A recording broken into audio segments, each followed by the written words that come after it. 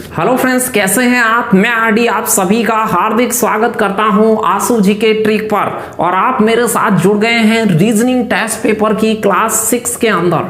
पिछले जो 5 टेस्ट हमने लगाए उसमें आपको बहुत प्यार मिला, बहुत आपने शेयर करा। इसी प्रकार से आप वीडियो को शेयर करते रहिए, अपना प्यार बनाए रखिएगा, जिससे कि मैं आपके लिए और नई ऊर्जा के साथ और नए नए पेपर्स के अंदर क्वेश्चंस, जो आपके लेवल के क्वेश्चन, जो आपके इंपॉर्टेंट हैं आपकी एग्जाम्स के लिए, पटवारी और राजस्थान पुलिस को स्पेशली हम टारगेट करते हैं इन टेस्ट पेपरों में।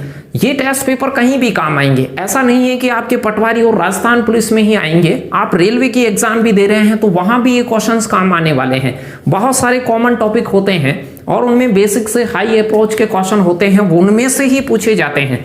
तो आप मेरे साथ रोजाना 8 बजे जुड़े। इससे जो टेस्ट का पीडीएफ होता है उसे आप आंसू जी के ट्रिक टेलीग्राम चैनल से डाउनलोड करें, उसका टेस्ट लगाएं।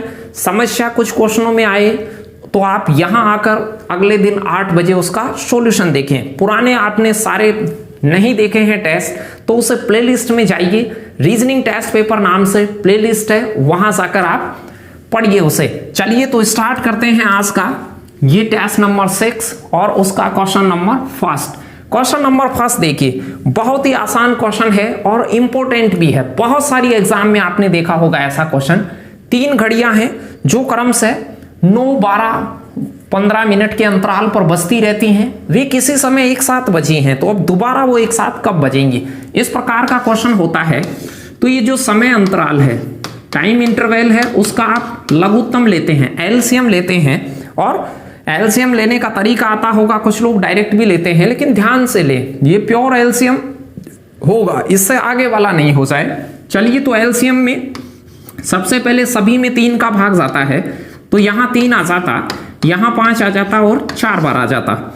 एलसीएम में ये भाग तभी तक ही दें जब तक कि आपस में एक दूसरे को कोई किसी को काट नहीं रहा हो। अब ना 3 5 को काटता है, ना 5 3 को काटता है, ना 3 4 को काटता है, ना 5 4 को काटता है। ये आपस में कोई भी 2 या 2 से ज्यादा आपस में नहीं काट रहे हो। देखो, एक भी काट रहा होता तो और भाग देते, लेकिन जब ये काटना बंद हो जाए, जैसे 4 5 को भी नहीं काट रहा, 4 3 को भी नहीं काट रहा, ना 3 5 को काट रहा, तो ये काटना बंद हो जाए, तो आप क्या करें, इन सभी को ही गुणा कर ले, ये एलसीएम हो जाएगा। तो यहां से गुणा करते, 5 चौक 20, 20 तिया 60 और 60 तिया 180। तो इनका जो लैसे हो गया, इनका एलसीएम हो गया वो 180 हो गया। और ये मिनट में आंकड़ा है, तो आप कहते हैं सर ये 180 मिनट हो गई, और आप कह सकते हैं 180 का मतलब होता है 3 घंटे। ऑप्शन को ढंग से ऑब्जर्व कीजिएगा, ये 180 घंटे में दिया हुआ था और ये 3 घंटे, 180 मिनट नहीं है, यहां मिनट था उत्तर, क्योंकि प्रश्न में मिनट दे रखी थी। तो आप कह सकते थे कि हर 3 घंटे पे ये पुनः बजेंगी। जैसे अब बज गई तो उसके 3 घंटे बाद में बजेंगी, हर 3 घंटे पे ये रिंगिंग करती रहेंगी। ये अंतराल है। चलिए नेक्स्ट क्वेश्चन की ओर बढ़ते हैं। आसानी से लगा सकते हैं ऐसा क्वेश्चन जब भी आए, एलसीएम आप उनका ले लें और उस एलसीएम का वो अंतराल आ जाता है। जैसे ये 10 बजे बजी होंगी तो फिर 3 घंटे बाद 1 बजे वापस से बजी होंगी। चलिए सेकंड क्वेश्चन की ओर बढ़ते हैं। अपने जवाब आप ऑप्शन में टाइप करते रहें मेरे साथ साथ और तैयार रहें। बिल्कुल आनंदित तरीके से बैठ जाएं, परेशान बिल्कुल नहीं रहें और फ्री अप्रोच से आप क्वेश्चन को ऐसे देखें जैसे एग्जाम में आ गया और हम हंसते खेलते उस क्वेश्चन को कर रहे हैं। ऐसे नहीं है कि परेशान होकर कर रहे हैं। परेशानियों से कुछ क्वेश्चन ऐसे होते हैं जो पेपर छोड़ के आप घर आते हो और मन में बहुत दुख होता है कि हम इसे पेपर में कर सकते थे और घर आने पर वो आया है। इस चीज से बचने के लिए आप जब भी टेस्ट पेपर सोल्व करें, देखें तो बिल्कुल आनंदित तरीके से देखें, ध्यान से देखें, परेशान बिल्कुल नहीं हो। नहीं क्वेश्चन आए लीव कीजिए आप उस समय, लेकिन परेशान नहीं हो। चलिए तो सेकंड का जवाब कुछ लोगों का आ चुका है। तो इसमें हाउ मेनी रेक्टेंगल्स, रेक्टेंगल होते हैं आयत, आयतों की संख्या कितनी है इसमें सेकंड वाले में। देखिए कुछ क्वेश्चन इसमें ऐसे आते हैं जो आप डायरेक्ट पता कर सकते हो, कुछ तरीके होते हैं डायरेक्ट, कुछ ट्रिकें भी होती हैं, लेकिन आप इस बात का अवश्य ध्यान रखें, ट्रिकें हर क्वेश्चन पे अप्लाई नहीं होती हैं।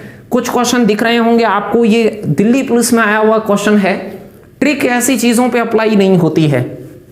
तो कोशिश करें कि आपको 10 12 15 20 जो ट्रायंगल काउंट करने हो, आयत काउंट करने हो, या जो भी वर्ग वगैरह काउंट करने हो वो आपको कुछ तरीकों को साथ में और कुछ आपको बेसिक तरीके से काउंट करना आना चाहिए। कैसे काउंट करते हैं इसको ध्यान दीजिए, यहां कोई तरीका नहीं लगता। काउंट करने का सबसे बेटर तरीका कैसे काउंट करें, जब भी ऐसी आकृति हो, त्रिभुज, आयत, वर्ग कुछ भी गिनवाए, उन खानों को आप कुछ ना कुछ नाम दें। खानों को कुछ लिख दे, पूरे खाने को, समझ रहे हैं, कोणों को नाम नहीं दे। बहुत सारे लोग होते हैं आप में से, वो कोणों को बिंदु कर लेते हैं कि ये बिंदु ए है, बी है, सी है, डी है, ऐसे कर लेते हैं। ऐसे नहीं करें। फटाक से काउंट करने के लिए क्या करें, इसे मैं ए मान लेता हूं, इस पूरे खाने को बी मान लेता हूं, ये सी है, ये डी है, ई है, एफ है, जो भी नाम दे लें, एक्स वाई जेड, आप किसी कह गए, जो भी आप बेटर समझे। अब आप इसमें काउंट करना स्टार्ट करें। सिंगल खाने वाले कितने हैं, सिंगल मतलब एक खाने से आयत कितने बन रहे हैं, तो आप कहेंगे सर ए आयत है, बिल्कुल ए आयत है। बी आयत है क्या, तो कहेंगे सर बी भी आयत है। फिर सी है क्या, सी भी आयत है, डी भी आयत है, ई भी आयत है और एफ आयत है। आप कह सकते हो 6 के 6 ये आयत हैं, ये 6 खाने हैं, 6 के 6 आयत हैं। तो सिंगल यूनिट वाले रेक्टेंगल्स आप काउंट कर लिए। अब आप डबल वाले देखिए कि दो दो के मिलने से कौन से आयत बन रहे हैं, तो आप कहेंगे सर ए को बी के साथ मिला लें। ए को बी के साथ मिलाने से आपको दिख रहा होगा ये पूरा आयत बन गया। तो दो दो वालों को काउंट कर रहा हूं, ए भी आयत है, ए सी के साथ बी के साथ मिलकर नहीं बन सकता ना, इधर से ऐसे बन रहा, फिर सी के साथ डी। ध्यान दीजिए, दो दो को मिलाइए। अब ये तो टेढ़े आ रहे हैं, उनके साथ मिलने से सी और ई मिलने से आयत नहीं बनेगा, टेढ़ा बनेगा। डी और ई मिलने से आयत नहीं बनेगा, तो किससे बनेगा, तो आप कहेंगे सर ई और एफ के मिलने से बनेगा। ई और एफ से 3 डबल वाले मिल गए, समझ गए होंगे। सिंगल वाला फाइंड किया है मैंने, फिर डबल वाले, अब मैं ट्रिपल वाले फाइंड करूंगा कि 3 को मिलाने से कितने बन रहे हैं। ए बी और सी को मिलाता हूं, एक भी नहीं बन रहा। बी सी डी, 3 को मिलाने से किधर भी नहीं बनेगा। ध्यान से देखिए, कोई भी 3 को मिला लीजिए, नहीं बनेगा। जैसे ए बी सी को मिलाता नहीं बना, बी सी डी नहीं बना, ए सी डी नहीं बना, नहीं बना, तो 3 से एक भी नहीं बना। फिर 4 को मिलाने से बन रहा है क्या, तो आप कहेंगे सर बिल्कुल बन रहा है। ए बी सी डी एक आयत बन रहा है, ये वाला बन गया। इसी प्रकार से बी सी डी ऐसे टेढ़ा नहीं बन रहा, एक और बन रहा है उधर, सी ई डी एफ, सी ई डी एफ, सी ई डी एफ, इन 4 के मिलाने से ये 2 और बन रहा है। आप कहेंगे सर 5 के मिलाने से बनेगा क्या, जब 6 खाने हो तो उनमें से एक खाने को आप दबा लें। 6 खाने हो और 5 से बनने वाला, तो एक को आप दबाएंगे। जैसे ही यहां आप ए को दबाएंगे तो देखिए कोई आयत नहीं है, बी को दबाने से आयत नहीं है, तो 5 से भी कोई आयत नहीं बन रहा। अब काउंट कीजिए, 6 के मिलाने से बन रहा है क्या, 6 हो गए, 6 के मिलाने से एक बड़े वाला A B C D E F, ये एक बड़ा बन गया। अब काउंट हो गए, सभी खत्म हो गए, 1 वाले, 2 वाले, 3 वाले, 4 वाले, तो एक ये बना है, 2 यहां बने हैं, 3 यहां बने हैं और 6 यहां बने। 6 3 9 2 11 1 12, तो बी ऑप्शन आपका राइट आंसर होता।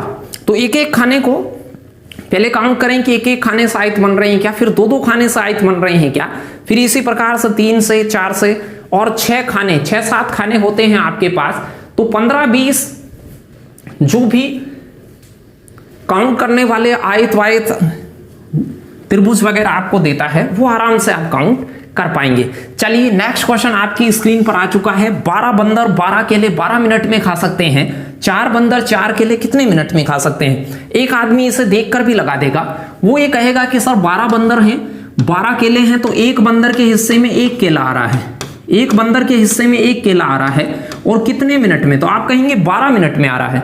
12 बंदरों को 12 केले दिए जाएंगे, तो एक बंदर को 1 केला दिया जाएगा, और कितने मिनट में, हर को ही 12 मिनट में खा लेगा उसे। फिर कह रहा है 4 बंदर हैं और 4 केले हैं, तो वही सेम रेशियो है, एक बंदर को 1 केला ही मिल रहा है, तो अभी भी कितने मिनट लगेंगे, 12 ही लगेंगे। डी ऑप्शन इसका राइट आंसर होता। कुछ लोगों ने इसका सही जवाब दिया है। इसका तरीका जो है, बहुत सारे स्टूडेंट्स को समस्या होती होगी ऐसे क्वेश्चंस को करने में, मैं इनके लिए एक सेपरेट वीडियो लेकर आऊंगा, उसके बाद से ऐसे क्वेश्चंस को आप चलते ही उड़ा देंगे, बिल्कुल आसानी से ही सोल्व कर देंगे। अभी कुछ ही दिनों में इससे रिलेटेड वीडियो आपके लिए मैं लेकर आऊंगा, और उस वीडियो को देखना आप बिल्कुल नहीं भूलें। देखते हैं इसमें जिन बच्चों को दिक्कत आती है वो कैसे इसको सोल्व कर सकते हैं। कुछ बच्चे हैं जो डायरेक्ट नहीं समझ पाते, वो कुछ कोशिश करें। एक होता है मेन, एक होता है वर्क और एक होता है टाइम। ये तीनों का क्रम ध्यान रखें, मेन, वर्क और टाइम। काम को करने वाले, काम और समय, तीन चीजों का क्रम ऐसे क्वेश्चंस में होता है। तो आपको क्या करना है, 12 बंदर, तो काम करने वाले को मैन के नीचे, काम करने वाला एम मतलब मैन के नीचे 12 बंदर हैं, वर्क क्या है 12 केलों का, और समय क्या है 12, उसे लिख लें। फिर एक इसके नीचे दोबारा से आपसे क्वेश्चन करेगा, उसकी लाइन को लिख लें। 4 बंदर, तो जहां 12 बंदर लिखे हैं पहले काम करने वालों को एम के नीचे, वर्क को डब्ल्यू के नीचे फिर से 4 केले हैं, तो वर्क के नीचे 12 पहले था, अब दोबारा से 4 लिख लें। और कितने मिनट में खा जाएंगे, ये चीज गायब है। एक चीज तो ऐसे 2 लाइनों में लगाएं, इसे वी शेप में मल्टीप्लाई करें, वी शेप समझ गए होंगे, ऐसे वी में और उल्टे वी में गुणा करें। ये हमेशा इक्वल होता है, जो मिसिंग चीज है वो आराम से निकाल सकते हो। जिनको कम समझ में आता है वो ऐसे ऐसे काउंट करेंगे उसे। तो 12 मल्टीप्लाई 4 मल्टीप्लाई 12 है। इस वी को मैंने गुणा किया, एक तरफ वाले वी को बराबर दूसरे वी को गुणा करें, 4 मल्टीप्लाई 12 और x। अब इनका पक्षांतर करेंगे, 4 से 4 कटेगा, 12 से 12 कटेगा, तो x बराबर आ जाएगा 12। तो इसका राइट आंसर होता वो डी होता। आप मेन वर्क टाइम को अलग अलग छांट कर भी कर सकते हैं। इसका मैं पूरा वीडियो लेकर आने वाला हूं। यदि आपको प्रश्न पसंद आ रहे हैं, वीडियो पसंद आ रहा है, मेरा काम आपको पसंद आता है, तो आप एक लाइक अवश्य करके जाएं, वीडियो को सभी लाइक कर दें फटाक से, और आप इसे ज्यादा से ज्यादा शेयर करें। जितना ज्यादा आप शेयर करेंगे उतनी ही बेटर चीजें मैं आपके लिए लाता रहूंगा। चलिए नेक्स्ट क्वेश्चन की ओर चलते हैं कि अगला क्वेश्चन आपके लिए क्या है। अगला क्वेश्चन आपकी स्क्रीन पे आ चुका है, चौथे नंबर का क्वेश्चन है। इन शब्दों की काउंटिंग थी, बहुत आसान क्वेश्चन था, आप खुद भी कर सकते हैं। एम कितनी बार है ये काउंट करना था, तो आप कहते सर एम 2 बार है, सभी ऑप्शन में 2 बार था। फिर ई कितनी बार है, ई एक ये है, एक ये है, ई ये है, ई 3 बार है, तो इस ऑप्शन में 2 बार आ रहा है, इसमें 2 बार, तो ये 2 ऑप्शन तो बाहर हो गए, एलिमिनेट कर दिया इसे। तो फिर आपको काउंट करना था ए कितनी बार है, तो ए 1 बार। अब 2 ही ऑप्शनों को जांचना है, ए 1 ही बार है, दोनों में 1 1 बार है। एस कितनी बार है, एस 2 बार है, तो एस यहां 1 ही बार है, तो बी ऑप्शन भी गायब हो गया। फटाक से कर दें, ऐसे क्वेश्चन को 10-12 सेकंड में ध्यान से देखें, ऐसे क्वेश्चन को गलत नहीं कर दें जल्दबाजी में। सिर्फ आपको काउंट करना था कि एम कितनी बार है, ई कितनी बार है, ए कितनी बार है, एस कितनी बार है। देख पाए होंगे, आसान क्वेश्चन था। 5वें क्वेश्चन की ओर चलते हैं और देखते हैं 5वां क्वेश्चन क्या था। नल टंकी का क्वेश्चन था, फटाक से आप जवाब दीजिए मुझे इसका। पीडीएफ आपको इसकी मिलती है। यदि आपने इसकी पीडीएफ नहीं डाउनलोड की है तो रोजाना आप आशु जी के ट्रिक टेलीग्राम चैनल पर जाएं, वहां हम इसकी रोजाना टेस्ट पेपर की अपलोड करते हैं पीडीएफ। पुरानी नहीं की है तो वहां पुरानी भी पड़ी हुई है, सबको स्क्रॉल करके ऊपर देखें। तो आशु जी के ट्रिक टेलीग्राम पर आप ज्वाइन हो जाएं, वहां पर इसकी पीडीएफ लें, टेस्ट लगाएं और उसका सॉल्यूशन, समस्याएं का निवारण के लिए आप मेरी इस सॉल्यूशन क्लास में पधारें रोजाना 8 बजे। 3 नल हैं एबीसी किसी टंकी को क्रम से 4, 6 और 12 घंटे में भर सकते हैं। तीनों नल एक साथ खोल दिए जाएंगे तो ये टंकी कितने में भरेगी।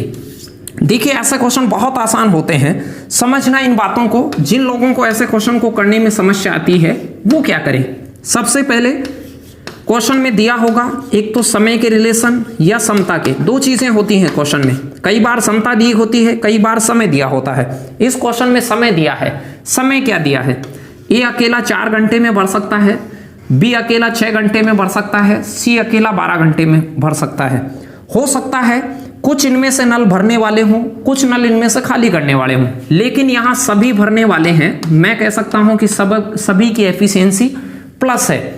माइनस हो, यदि कोई खाली करने वाला हो तो उसको हम माइनस में उसकी समता लेंगे। अभी समता आई नहीं है, आपको चाहिए कि ये तीनों कितने में भर देंगे। ध्यान दीजिए, तो आपको करना क्या है, इनका लघुत्तम लेते हैं। कई सारे काम कर सकते हैं, लेकिन एक छोटी सी बात को ध्यान से सुनना। यदि आपको ये बात पता है कि समय को समता से गुणा करते हैं तो एक स्थिर राशि आती है, तीनों जगह सेम आएगी, वो तीनों के लिए भी सेम आएगी, सिंगल के लिए भी सेम आएगी, 2-2 के लिए भी सेम आएगी। ध्यान देना कैसे, आप इनमें जो दी गई संख्याएं हैं जब भी सभी का समय दे तो बड़े बड़े नंबर को टारगेट करना। बड़ा नंबर क्या है, 12 है। या तो ये सभी 12 बन जाए, 12 मतलब समझ गए होंगे कि किसी संख्या से इन तीनों को अलग अलग गुणा किया जाए तो ये 12 बन जाए। तो आप देखिए कि 4 12 बन सकता है क्या, तो आपने कहा सर बिल्कुल बन सकता है, 4 3 12। 6 12 बन सकता है क्या, तो आप कहा सर 6 2 12, 6 को 2 से गुणा कर दीजिए। और 12 12 कैसे बनेगा, 12 एकम 12। तो आप ये समता लगाने के लिए सिर्फ ऐसे सोचें कि बड़े वाला ये इक्वल बन रहा है क्या। बड़े वाले के इक्वल नहीं बने तो बड़े का मल्टीपल बनेगा, 12 का जैसे 24 या 36 पे जाके इक्वल होंगे। छोटे मोटे को तो आप देख के ही कर देंगे। ध्यान दीजिए कैसे, अब जब ये तीनों मिलेंगे तो इसकी समता 3 है, इसकी समता 2 है और इसकी समता 1 है। तो आप कह सकते हैं सर जब तीनों मिलेंगे तो इनकी समता 6 हो जानी है। जब आदमी मिल जाते हैं तो उनकी समता इकट्ठी होती है, दिन इकट्ठे नहीं होते हैं। तो 3 2 5 और 1 6 हो गए। अब आपको यहां भी वही सोचना है, ये सभी 12 हो रहे हैं, 6 2 12, 4 3 12, 12 1 12, तो ये भी 12 ही होंगे। तो यहां क्या आना चाहिए, तो आप यहां पर 6 2 12, तो आपका राइट आंसर हो जाता 2 आवर्स। ध्यान दीजिए, यदि इसी क्वेश्चन में ये पूछता कि आप हमें ये बताइए ए और सी मिलकर कितने में भर देंगे, ए और सी मिलकर कितने में भर देंगे, तो आप ए की समता उठाते 3, सी की समता उठाते 1 और समता हो जाती 4। 4 को मैं कहीं से गुणा करूं कि 12, सभी लाइनें 12 बन रही हैं, 6 2 12, 4 3 12, 12 1 12, 6 2 12, तो यहां 12 बनाने के लिए 3। यदि ए और सी की पूछता तो मैं 3 घंटे उत्तर बताता। कोई कहे कि बी और सी का बताइए सर, बी और सी मिलकर कितने में, तो आप बी और सी की समता उठा लीजिए, 2 ये 1 ये, तो ये हो जाता 3 और 3 को मैं काई से गुणा करूं कि 12 बन जाए तो 4, क्योंकि सभी का गुणनफल इक्वल बनेगा, हर पार्ट में इनका गुणनफल इक्वल बनेगा। केवल तीनों का निकालना था, परीक्षा में वही चीज निकाले जो आपको पूछी गई है। यहां हम प्रैक्टिस कर रहे हैं तो बाकी एक्स्ट्रा चीजें भी मैं आपके साथ डिस्कस करता हूं। चलिए नेक्स्ट क्वेश्चन की ओर चलते हैं, फटाक से इसका उत्तर लगा दें आप मुझे। आसान क्वेश्चन है, कोडिंग डिकोडिंग का क्वेश्चन है, बिल्कुल आसान है। ADC बराबर 12 है तो BEC बराबर क्या होगा। एक होता है उसे आप जानते हैं 1 नंबर पर आता है, D होता है वो 4 नंबर पे आता है, 3 पे इनका मल्टीपल था। 1 गुणा 4 गुणा 3 तो ये 12 हो गया, बहुत छोटी सी बात थी। ये 2 5 और 3 होता है, तीनों को गुणा करेंगे यानी 2 गुणा 5 गुणा 3, तो ये कोई लिखने की भी बात नहीं थी। 15 15 2 30, तो 30 आपका राइट आंसर होता। नेक्स्ट क्वेश्चन की ओर चलते हैं, छोटी सी बात थी, ये कर पाए होंगे आप। अगले क्वेश्चन की ओर बढ़ते हैं, जवाब देते रहे मुझे और वीडियो खत्म होने के बाद कमेंट में भी आप अपना स्कोर बता के जाइएगा। बहुत अच्छा लगता है सब आपके कमेंट में आते हैं कि सर 20 में से हम 18 सही कर दिए, 20 में से हमने 15 सही कर दिए, 20 में से हमने 12 सही कर दिए, 20 में से 20 कर दिए, 19 सही कर दिए, क्योंकि आपकी मेहनत यहां जांची जा रही है। आप 20 में से 19 सही कर रहे हैं तो आप सही राह पे हैं। 15 10 जितने भी कर रहे हैं सही राह पे हैं। रोजाना आप काम कर रहे हैं तो सही राह पर हैं। चाहे से आप कमजोर भले ही हों, लेकिन कंटिन्यूटी में आप रोजाना 10 20 50 सवालों को देखते रहें, आप खुद ब खुद ही होशियार हो जाएंगे। कहीं भी ऐसा नहीं है कि होशियार ही नौकरी लगते हैं। मेरे ऑफलाइन बैचेस में मैंने बहुत बच्चे देखे हैं पिछले 7-8 सालों में जो बिल्कुल कमजोर थे और वो नौकरी लग के गए हैं। और नौकरी लगने वाले सभी स्टूडेंटों को देखता हूं तो उनमें से वही बच्चे थे जो टेस्ट में 10-11 नंबर ही लाते थे 20 में से, यानी कि 50 या 60% के आसपास नंबर लाने वालों ने ही ज्यादा सिलेक्शन पाया। लेकिन वो लगे रहते थे। आपको भी बिल्कुल कंटिन्यू देखना पड़ेगा। ऐसे नहीं है कि आप छोटा, सभी का मन करेगा नहीं पढ़ने का, सभी का मन करेगा कि वीडियो को छोड़ दें, सभी का मन करेगा कि क्या देखेंगे रोज रोज, लेकिन जो कंटिन्यू फिर भी लगा रहेगा, जोर आने पर भी जो काम को नहीं छोड़ता है वो सक्सेस हो जाता है। तो आप लगे रहिए।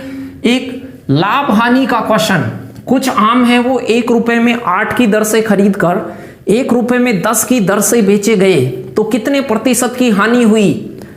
देखिए ऐसा क्वेश्चन मात्र 5 सेकंड में बना सकते हो आप, लेकिन मेरी चीजों को सुनना कि कैसे बना सकते हैं। बहुत छोटी बात है, राजस्थान पुलिस पटवारी के लिए ऐसा क्वेश्चन इंपॉर्टेंट है, पहले भी पूछे हुए हैं लाभ हानि से रिलेटेड छोटी मोटी बातें। चलिए कुछ आम, एक होता है लाभ हानि में खरीदना, क्रय मूल्य कॉस्ट प्राइस, एक होता है बेचना, वस्तु को खरीद के लाते हो उसे क्रय मूल्य कहते हैं कॉस्ट प्राइस, और वस्तु जितने में बिकती है उसे कहते हैं सेलिंग प्राइस एसपी। अब जब भी दर के रूप में हो, दर के रूप में समझ गए होंगे कि 1 रुपए में 5, 2 रुपए में 3, रुपए और वस्तु दोनों साथ में हो, रुपए और वस्तु दोनों साथ में हो तो एक वस्तु को खरीदना और एक वस्तु को बेचने का अनुपात लगाएं और लाभ हानि का प्रतिशत निकालें। चंद सेकंडों में क्वेश्चन का उत्तर आ जाएगा। कैसे? मैंने कहा एक वस्तु को खरीदना, देखिए तो आप कहते 1/8 कर लीजिए। रुपए में वस्तु का भाग लगाना, ध्यान से सुनना, रुपए में वस्तु की संख्या का भाग, 1 रुपए में 8 वस्तु, तो 1 रुपए में 8 का भाग लगाएंगे, एक वस्तु का खरीदने का जुगाड़ आ जाएगा। इसी प्रकार बेचना, 1 रुपए में 10, तो रुपए को ऊपर वस्तु को नीचे, 1/10। इनका अनुपात लगा लें, अनुपात को सरल कर लें, 2 ही जने होंगे तो हमेशा इसको इससे गुणा कर लें, इसको इससे गुणा कर लें, 10 अनुपात कितना 8। अब कह सकते हैं आप प्रश्न खत्म हो गया। ये बात आप मन में भी सोच सकते थे, 10 रुपए में खरीदा है और 8 में बेचा है। किसी भी वस्तु को 10 रुपए में खरीदा जाए, 8 में बेचा जाए, तो आप कहेंगे इसमें लॉस हो गया, हानि हो गई।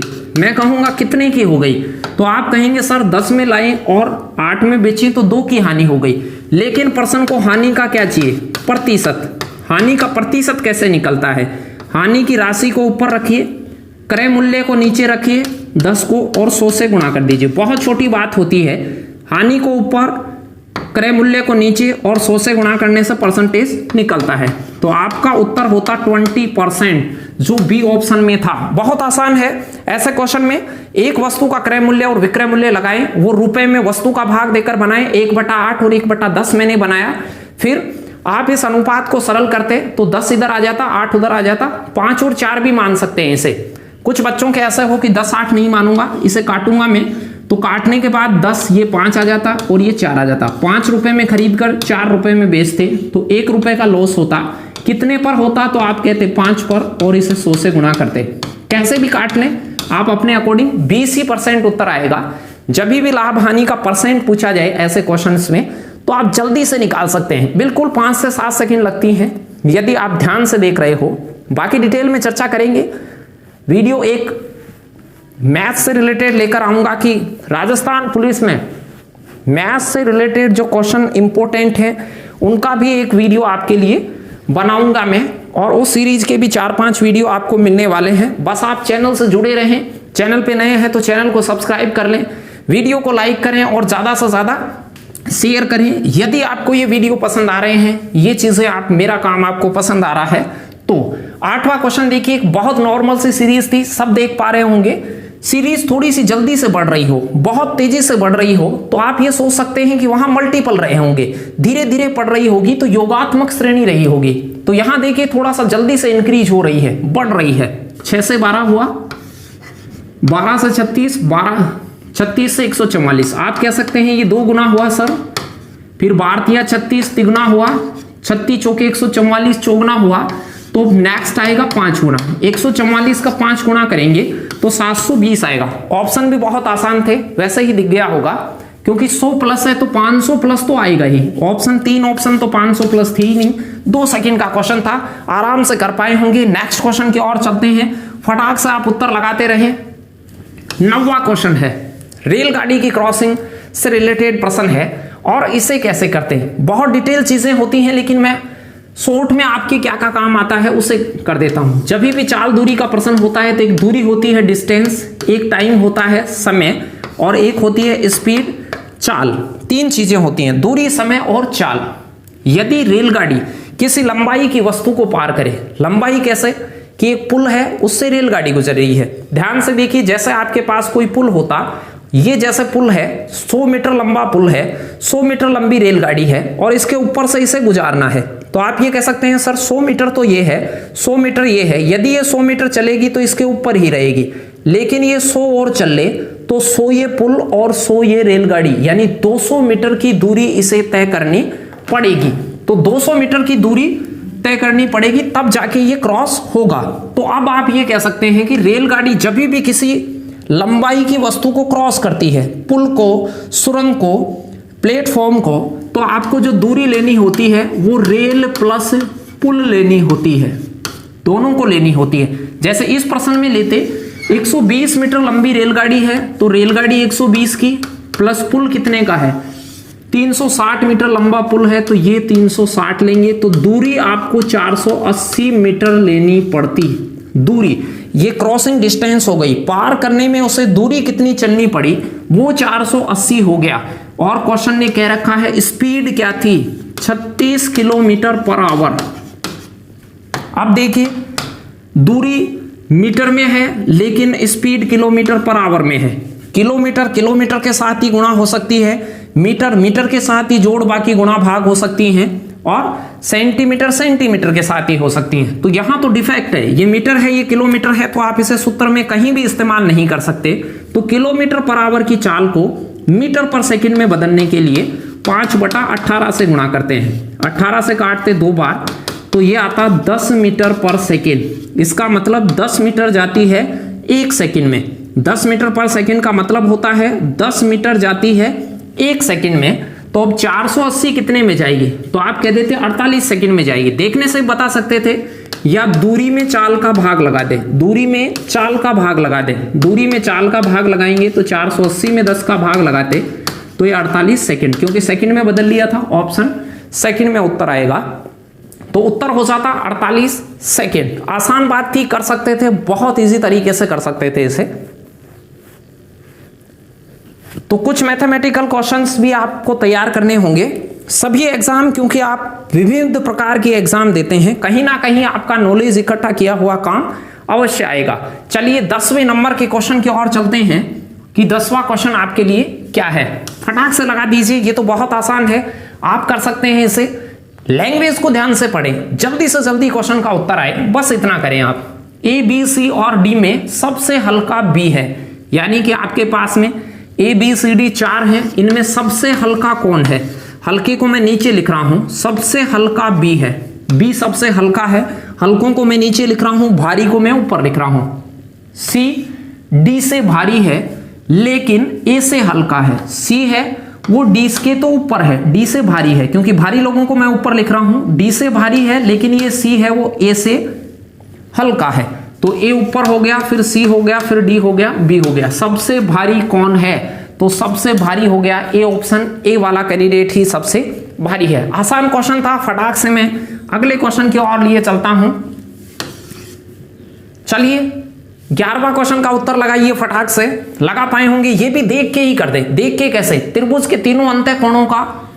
तीनों कोणों का अनुपात दे रखा है। तीनों कोणों का योगफल होता है 180। ये आपको सभी को पहले से ही पता होगा, सभी स्टूडेंट वाकिफ होंगे इस बात से कि त्रिभुज के तीनों कोणों का योगफल 180 होता है। अंदर वालों का 180 होता है, बहिष्कोणों का 360 होता है। यहां बहिष्कोण होते तो त्रिभुज के तीनों कोणों का बहिष्कोण जो होते हैं उनका टोटल 360 होता है। ग्रुप डी के पिछले वाले पेपरों में बहिष्कोण दे दिया था, कुछ बच्चों ने गलती कर बैठे। बहिष्कोण हो, ध्यान देना, बहिष्कोण हो तो 360 होते हैं। पूरी दुनिया की जितनी भी आकृतियां होती हैं उनके बहिष्कोण 360 डिग्री होता है टोटल। कोई चतुर्भुज के बहिष्कोण पूछे 360, पंचभुज के बहिष्कोण पूछे 360, अष्टभुज के बहिष्कोण पूछे 360। बहिष्कोण सारी दुनिया की आकृतियों के 360 ही होते हैं, जितनी भी समतल आकृति या बहुभुज होते हैं उनके। बहुभुज की बात है। और एक होता है त्रिभुज का अंतःकोण, इनका योगफल होता है 180। जैसे चतुर्भुज का 360 होता है वैसे त्रिभुज का 180। यहां कुछ नहीं कह रखा तो वो अंतःकोण है। यदि वो बहिष्कोण कह दे तो 360 में बंटवारा होता, अंतःकोण कह देता 180 में। देख के भी बांट सकते थे। 180 को 2:3:4 में बांटना था। तो ये टोटल है, अनुपातों का भी टोटल कर लें, 2, 3, 5 और 4, 9। तो 9 बराबर हो जाता 180। तो 1 बराबर 9 बराबर 180 हो तो 1 बराबर 20 हो गया। 9 का भाग दे दें इसमें, तो 2 बराबर ज्ञात करना है। तो 2 बराबर हो जाएगा 40। कोई कहे सर 3 बराबर बताइए, तो 20 3 60 और 20 चौक 80, 4 बराबर ये हो जाता। 1 बराबर 20 हो तो 4 बराबर 80। सबसे बड़ा कोण आपसे पूछा था, ये ऑप्शन हो जाता। यही काम यदि बहिष्कोण के साथ होता तो यहां जो 9 का भाग दिया है ये 9 बराबर 360 होता। बहिष्कोण भी आते हैं परीक्षा में, तो ध्यान रखें बहिष्कोण हो तो त्रिभुज के तीनों कोणों का योगफल 360 डिग्री लेंगे और अंतःकोण हो तो 180 लेंगे। नेक्स्ट क्वेश्चन की ओर चलें। फटाक से कमेंट कर दें मुझे, जितने भी लोग राजस्थान पुलिस की तैयारी कर रहे हैं सभी जय हिंद कर दें कमेंट में, और पटवारी की तैयारी करने वाले सभी भारत माता की जय लिख दें, जिससे आपकी मौजूदगी का पता चल सके। सभी कमेंट में भारत माता की जय लिख दें पटवारी, और पुलिस लगने वाले लग के ही मानेंगे। रोजाना एक बार कॉपी पे लिखा करो। आप कभी भी आप तैयारी करो, सुबह उठने से सोने तक एक बार कॉपी पे लिखा करो कि सर मुझे कांस्टेबल बनना है। कॉपी पे लिखें कि मुझे कांस्टेबल बनना है, मुझे पटवारी बनना है। रोजाना लिखें, सोचे नहीं, लिखें उसे। एक दो बार उठने से सोने के बीच में लिखें, उससे और मजबूत होकर रोजाना आप तैयारी करेंगे और आपके लक्ष्य के बारे में आपको पता रहेगा। चलिए 12वें नंबर का क्वेश्चन, वह अंक स्थलीय भारतीय अध्यापकों को दर्शाता है जो वकील भी हों, मतलब वो भारतीय भी हों, अध्यापक भी हों और वकील भी हों। तीनों के दायरे में कौन आ रहा है? तो आप कहेंगे सर 3 आ रहा है। सी ऑप्शन, जो 3 नंबर का आंकड़ा है वो वकील के घेरे में भी आ रहा है, अध्यापक में भी आ रहा है और भारतीय के। जो क्वेश्चन पूछ रहा है किसमें आना चाहिए नहीं आना चाहिए, उसके अकॉर्डिंग आप उत्तर लगा सकते थे। C option is the right answer. Next question की ओर चलता हूं मैं। 13वां क्वेश्चन, ध्यान से लगाइएगा, अच्छा क्वेश्चन है ये। ऐसे नहीं है कि आरएस स्टैंडर्ड का ही क्वेश्चन है, आपको आरएस बनना है। क्वेश्चन ये कांस्टेबल स्तर का ही है। उनमें जो रीजनिंग के टॉपिक हैं आरएस, आईएएस, यूपीएससी में भी वो वही हैं, उसी स्तर के प्रश्न है। कुछ बच्चों के कमेंट होते हैं सर हमें आईएएस बनाओगे क्या आप? उल्टा सीधा ज्यादा सोचते हैं, कमियां ज्यादा निकालने की कोशिश करते हैं। जिन्हें मंजिल पे पहुंचना होता है वो छोटी मोटी रुकावटों को नहीं देखते। और आप अच्छी चीजें कलेक्ट करना सीखें। वैसे भी आपको वीडियो पसंद नहीं आए तो आप डिसलाइक कर सकते हैं। बहुत सारे लाइक भी करते हैं, बहुत छोटे से मैं उनको देखता नहीं हूं, डिसलाइक भी करते हैं। लेकिन डिसलाइक करने वाले भी अपने ही स्टूडेंट हैं, लाइक करने वाले भी अपने ही हैं।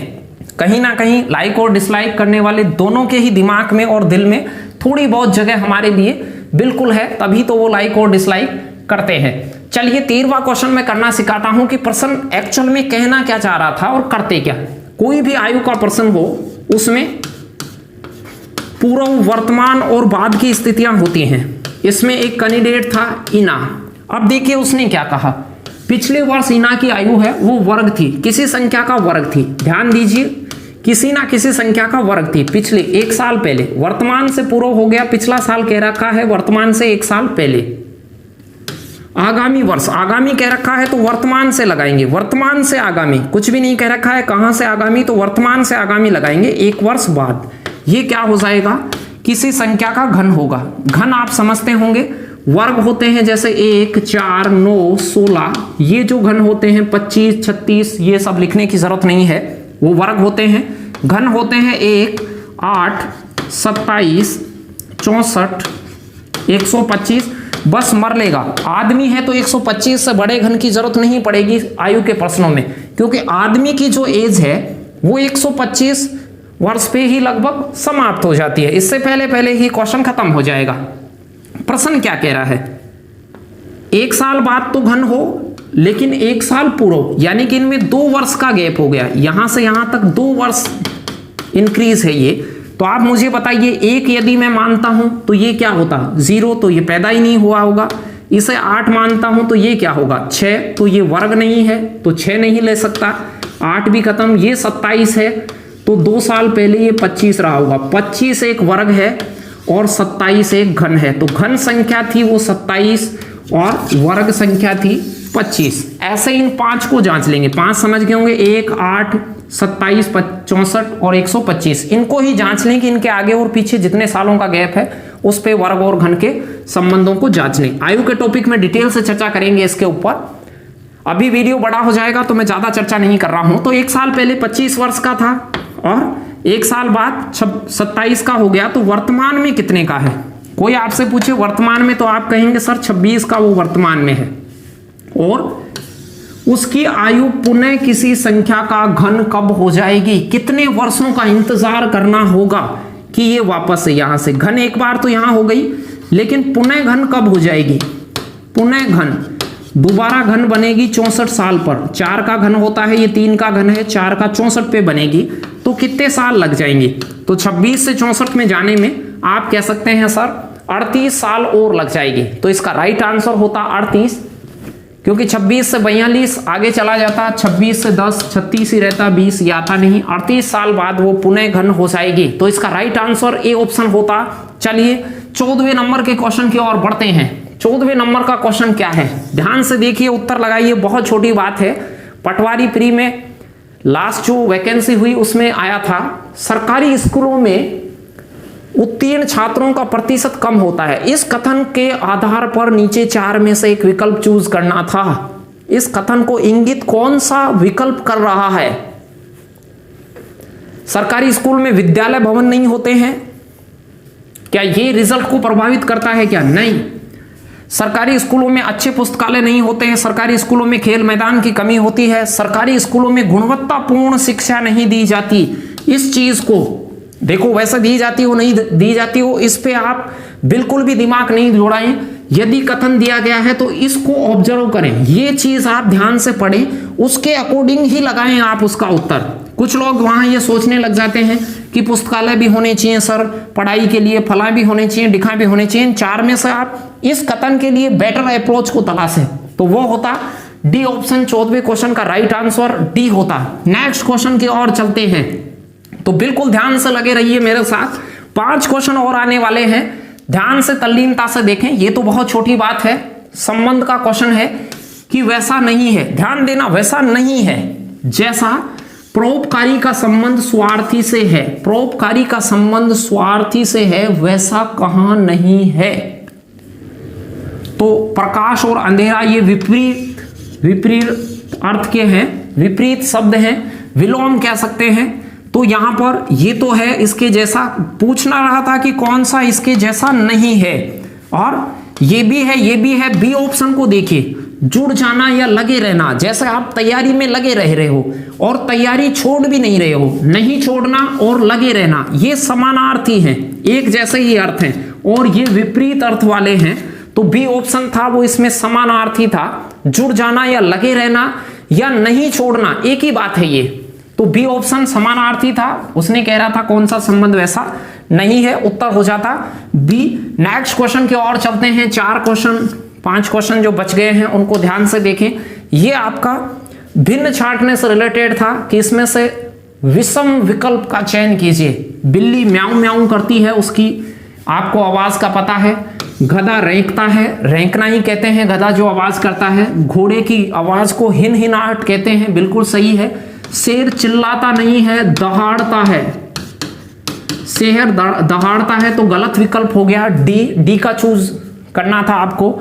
ये 17वां भी आसान है, रेखा गणित, त्रिकोणमिति, बीज गणित, ये गणित के हिस्से हैं, गणित के अलग अलग डिपार्टमेंट हैं ये, और गणित एक पूरा विषय है, ये विषय है और ये उसकी ब्रांचेस हैं। तो आप ये कह सकते हैं कि इसमें से जो विकल्प डी होता वो इसमें से विषम विकल्प होता। बहुत ही आसान था, किया होगा आपने। तो आज के जो टेस्ट की पीडीएफ है वो आशु जी के ट्रिक पर अभी अपलोड हो जाएगी कुछ समय में, वहां से उसे लगाएं और आज टेस्ट लगाकर सोएं, और कल फिर 8 बजे मेरे साथ आप जुड़ें, ज्यादा से ज्यादा लोगों को जोड़ें। पुरानी वीडियो के लिंकों को आप ज्यादा से ज्यादा दबा के शेयर करें अपने साथियों को। चलिए, यहां भी बहुत आसान सी बात थी, इनका गैप तलाश सकते हो, जोड़ कर सकते हो, एक जैसी ही बात है। इसमें 6 का गैप है, इधर से भी कितने का गैप है? 6 का। यहां से देखिए, इसमें 7 और 11 का यूं गैप देखिए, 6 का गैप है। 14 और 8 में, यहां 6 12 में 6 का गैप है, तो 9 और 15 में 6 का गैप आ जाएगा। सी ऑप्शन यहां से हो जाता आपका 15। तो आसान था, आराम से कर सकते थे, सभी को कैसे भी कर लें, ये गैप इक्वल था, ऐसे भी कर सकते हैं। 10 और 1 11, 7 और 4 11, ऐसे सेम योग हो रहा है, ऐसे योग करने पर सेम हो रहा है। यहां देखिए 14 और 5 19, 18 और 11 19, यूं खड़े भी कर सकते हैं, योग बराबर हो रहा था। एक ही बात है, ऐसे अंतर देख लें चाहे से ऐसे योग देख लें, तिरछा अंतर होता है वो ऐसे बिल्कुल स्तंभाकार योग के बराबर होता है। ऐसे देखते तो 12 और 9 21 होता, और 15 और 6 21 होता, तो यहां 15 आता मिसिंग नंबर। चलिए 19 और 20 नंबर क्वेश्चन को देखते हैं और फिर आपसे विदा लेते हैं। तो फटाक से 19 नंबर का प्रश्न लगा दीजिए, बहुत इंपॉर्टेंट क्वेश्चन है, कम से कम 10-12 बार एग्जामों में आ चुका है पिछले 10-11 सालों में। ध्यान से देखिए, राजस्थान पुलिस में भी पूछा हुआ है, आप में से बहुत सारे लोगों ने प्रीवियस पेपर में देखा होगा क्वेश्चन। ये अलग अलग रैंक हैं भारतीय सेना के अंदर, तो यहां से देखिए lieutenant, admiral, commander, commodore, captain, तो इसका राइट आंसर होता सबसे पहले लेफ्टिनेंट, फिर उसके बाद में कमांडर, फिर उसके बाद में होता है कैप्टन, फिर उसके बाद में होता है कॉमोडोर और फिर होता है एडमिरल। तो यहां से राइट आंसर होता है सी ऑप्शन 13542। 13542 इसका राइट आंसर होता। ध्यान से देख ले इस क्वेश्चन को, बहुत बार आपके परीक्षाओं में क्वेश्चन आया हुआ है। नेक्स्ट क्वेश्चन की ओर चलते हैं। आज का अंतिम क्वेश्चन बहुत ही आसान सा क्वेश्चन है, लगा सकते हैं आप इसे। उपरोक्त व्यवस्था में यदि सभी प्रतीकों को हटा दिया जाए, प्रतीक समझते हैं, सिंबलों को हटा दें, जैसे ये डॉलर का सिंबल है, ये है, इन सिंबलों को हटा दिया जाए। सिंबलों को मैं मार्क कर रहा हूं, ये सिंबल हैं इसमें सारे।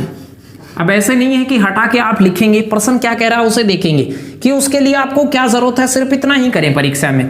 प्रश्न कह रहा था निम्न में से कौन सा दाएं अंत से, दायां होता है इधर, ये दायां हिस्सा हो गया, दाएं अंत से 8वां तत्व होगा। प्रतीकों को हटाने के बाद में 8वां तत्व, तो प्रतीकों को गिनेंगे ही नहीं, पहला, दूसरा, तीसरा, चौथा, पांचवा, छठा, सातवां और आठवां। आठवां आ जाएगा 6। सी ऑप्शन आपका राइट आंसर होता। वो कहे प्रतीकों को हटाना है तो प्रतीकों को नहीं गिनना, वो कहता कि अक्षरों को हटाना है तो जेड सी इनको नहीं गिनना। तो बहुत आसान सी बात थी, समझ पाए होंगे। उम्मीद करता हूं ये सारा ही टेस्ट आप सभी को बहुत अच्छा लगा होगा और आपकी एग्जाम में भी ये काम आएगा। आपकी तैयारी को लेकर भी आप थोड़े थोड़े आश्वस्त होने लग गए होंगे, एंजॉय कर रहे होंगे। तो यूं ही मेरे साथ रोजाना 8 बजे आप बने रहें। वीडियो को लाइक नहीं किया है तो लाइक करके अवश्य जाएं और वीडियो को आप शेयर ज्यादा से ज्यादा करें। फिर से एक नई क्लास में मिलूंगा, फिर से आप सभी का एक बार तहे दिल से शुक्रिया करता हूं। आप खुश रहें और अपना ख्याल रखें। धन्यवाद।